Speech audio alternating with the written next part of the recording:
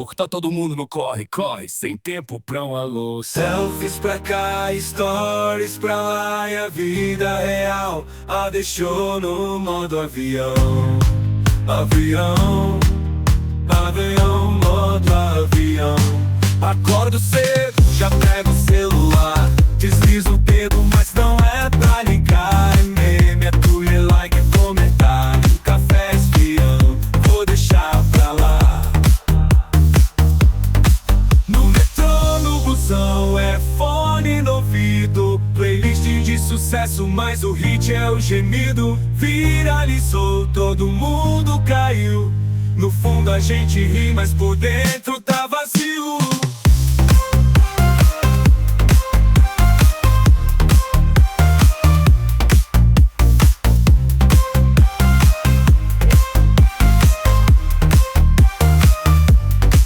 Hoje em dia é tudo tão louco, tá todo mundo no corre, corre, sem tempo pra um alô. Selfies pra cá, stories pra lá, e a vida real a deixou no modo avião.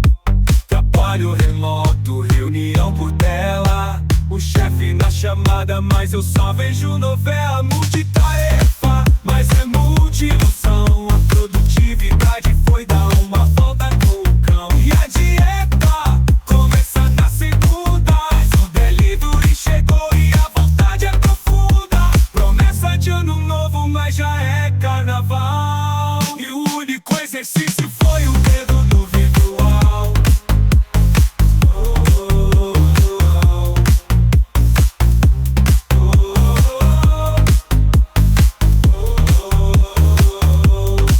Hoje em dia é tudo tão louco, tá todo mundo no corre, corre, sem tempo pra um alô. Selfies pra cá, stories pra lá, e a vida real a deixou no modo avião.